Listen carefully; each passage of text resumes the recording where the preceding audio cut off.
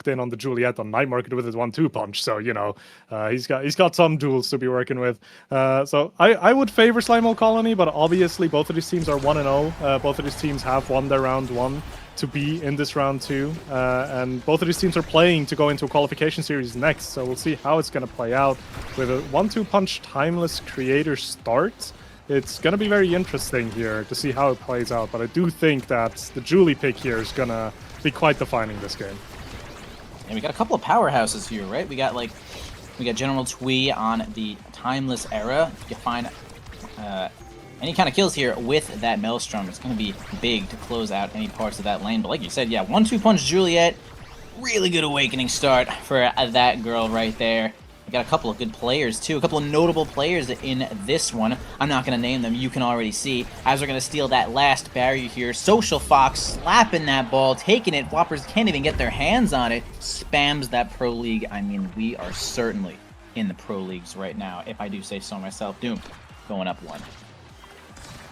Yeah, and if you thought the last game was a bit too slow for you, I think this one's going to go a similar way with 4 1-2 punches, right? The core is going to be flying the more that people get connections on it. As one barrier gets found by SYTHER12, General Twee not able to get his top barrier.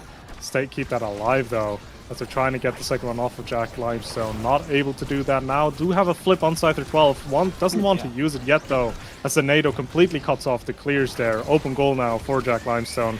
Gets almost flipped out, but a nice save. Just barely holds on, and SYTHER12 actually dead. General Twee, though. Beautiful walk up there to apply pressure, take advantage of the fact that a lot of cooldowns were used onto Scyther there to take him out, and does find the score. Yeah, well played. Love that. Moving up here from General Twee past midfield, making that happen with that primary Bewitching Beam. Not gonna flip there. That looked like it was gonna be a double. It wasn't, but they still lose both barriers there for not flipping. A flip here from Social Fox and get the ball basically right over to Floppers. Love that angle. We're gonna have General Twee spam their flip. Not spam, spend their flip. Keep this one alive. A flip right on the front side here, Julak. Yeah. It's, you know, there's no real answer to, like, when someone flips right in your face, because you're not going to be able to react to the ball. You just cover as much space as you possibly can with your moves, with your strike, and, you know, it's really in the flipper's court to just be like, okay, did they strike? Okay, nice, here I go. So, you know, once the ball is there and flipped, good job, that team. Yeah, I mean, especially if you're scoring on something like an Era as well, right? Atlas maybe can put down a wall, but Era is going to be hopeless in those situations. Era is going to play off of movement advantages, off of winning kickoff with speed ups as a guarantee, off of disabling the enemy forward by beaming him continuously. But if you can't get that and you get pushback, it's going to be rough. Talking about being pushed back, SYTHER12 pushed back Jack Limestone, Internet, including the core there. So nice, evening it out there to put us into a goal 0.5 already for the first set. Yes, sir. Starting off this next point here. Getting on over to Floppers, who's going to try to push it on through this area. They do get it past the Bewitching Beam, but that corner is going to say absolutely not. But we do have Social Fox grabbing that top barrier, positioning himself quite nicely here, though, as Chak is trying to move up and help out here with some of these pendulum swings, but man, loses all their health. Social Fox got a little bit of healing, though, with that lifeline. Got the special here from Scyther, but can't actually end up finding that barrier. Got punched, too, but Jack is on board here with these strikes. Correct timing will definitely be getting knocked back by some of these hitboxes, but Floppers looking at just about no health right now. A flip here from Social Fox is going to be stuffed by the combination of Julak and General Twee. Julak looking weak and have to back themselves up, or maybe get even a little bit more involved, and so involved that they're actually going to grab that barrier. Kind of the benefit of not backing up, right? The opposing team expects you to do so, although that will be the result there when staying in for a little bit too long. Scyther is going to try to help General Twee here with the final defense. Going to flip for that last barrier. Actually, a wonderful angle to get it right on through to the other side. Julak on board again. Scyther's going to try to move up to get this without using flip. They do indeed. Julak giving it straight over to Scyther. Man, they did it. Oh my gosh. They actually got the barrier, kept possession, and Julak was able to get the ball to Scyther. So actually perfect play by that forward duo. Yeah, Jack did a good job defending there, but in the end, it just was a bit too much pressure with 2 flips in that situation. And a first pick coming through for General Twee. Timeless Creator already locked in. Monumentalist stat, and on top of it, this NATO is going to cover the entire lane now. So that's going to be fun to deal with. And added bonus, you also deny it off of the NASL. She still picks up a peak performance, which is very great for her, obviously. But she would have loved to have a Monumentalist there. As Rampage, we've seen it last game how much it can do. Finds its way onto Scyther there. Inner Focus and Specialized Training being picked up as the last choices, but by no means bad choices for either of these characters. Facts. Also, can you not see the stacks on Inner Focus, or is this just like bugged for like spectators? You can't see it. No, there's. Oh, you literally no one can ever see it. Well, yeah, not now. Oh, interesting. Anyway, yeah, no, like you said, that Monumentalist is going to be a huge pickup here for General Tweet. Probably the only thing that they were ever looking for as a great deny and a great pick. They're going to find a kill here. Scyther making it happen on the front line. Jax has cooldowns, though, to keep this one up. Whoppers helping out with the defense. Both barriers stand for just a moment. And a moment, they also are down. General Tweet with a great strike shot to finish that up, although they do lose a player. Oh my god, Whoppers fast as heck with the help of that drone, but going to be completely run over. But the corner, wow, is actually going to end up saving them. Oh my god, that was almost the giga of a lifetime. Strike shot going to whiff a little bit here. Whoppers not overcommitting there. I kind of like that to try to pass the ball back. Jack surviving the situation here as well against Scyther, who's going to spend that flurry, wait for the strikes. Oh, waited even longer than waiting, and they did find the goal. We saw Jack and Whoppers end up striking there, and that's what I'm saying. Like, you can wait, you can try not to strike, and then it's like, do you strike? You know, it's really, there's no literal answer for that, but you just try your best. Yeah, I mean, and that's where the veterancy comes through from Scyther, right? Knowing that if he just waits it out a little bit, there's a good chance that the side of Jack and Social Fox are going to strike a bit too early there, taking advantage of that. Like, that's stuff you're just going to learn if you're playing at the highest level for the longest time, right? So, very much coming through here, as again, both barriers are down, but actually getting answered by Fwop really quick there, as now both goalies are dealing with an open net. Jack moving up, trying to get the pressure going, but it gets immediately sent back. Julak has a flip, has to use it to stay alive. General Twee has one available as well, but so does Social Fox. So we'll see who's going to get into the better position first, but a nice dash strike by Scyther will outplay Jack there. No answer for him really, other than maybe getting a bit earlier with the hook, but it's really difficult to defend that. Yeah, the idea was there. Definitely the hook idea was there to get the ball away, but Scyther did their combo a little early there, which was nice, and got the redirect perfectly. Social Fox looking a little bit low right now. Going to spend the cooldowns to heal up, which is fair. Tornado isn't going to have any knockback, but it will definitely affect the ball in that situation. General Twee and Julak winning that situation against Fopper is really tight situation. Julak, nice dribble here to keep possession to the bottom side, trying to hand the ball right over to Scyther, who once again is not going to have to spend the flip. Now we're really close to the goal. Look at them, man. Spend all the cooldowns you can. You just try to cover as much space as you can, and they successfully got it that time with just enough cooldowns. I mean, you really just got to spend cooldowns there.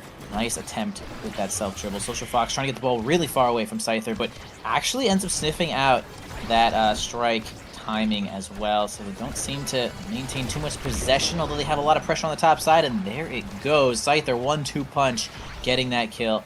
Now this 2v3 is going to make things quite difficult for MF Doom.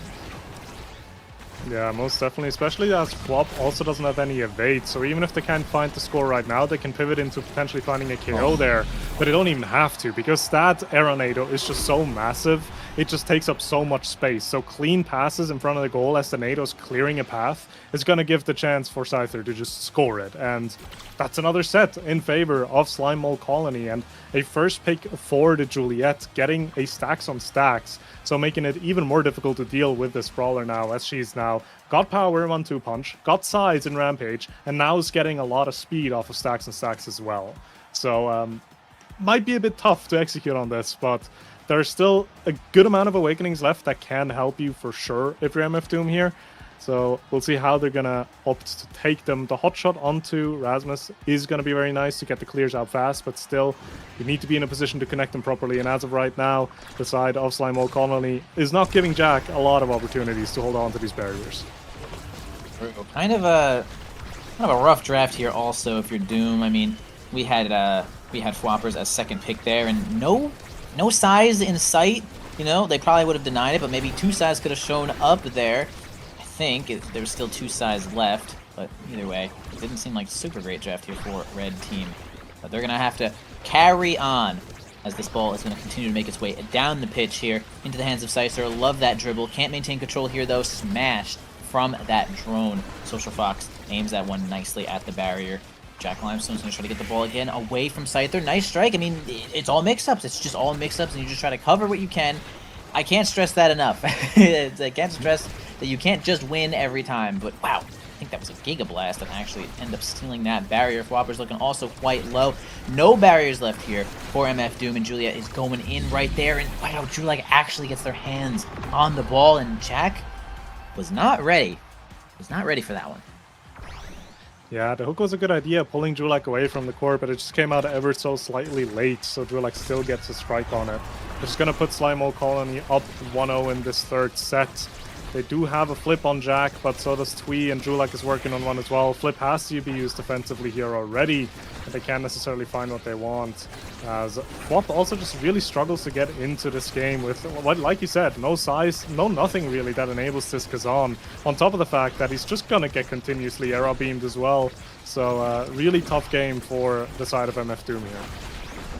Yeah, even if there was like some sort of excessive size, I mean, even Jack would have been pretty happy to grab some of that as well, playing as Rasmus goalie. They do end up finding a kill here, though. MF Doom with this nice power play could make it happen, although Scyther looking real fast right now. Those stacks on stacks, extra size, 1-2 punch, make the ball a little bit faster as well. They do end up holding the line. In fact, they hold the line so hard that they just actually timed it out. MF Doom, no cooldowns left to stop this one, and man, Mold, the colony. The entire colony is here at this match point. I mean, it has been a quick one.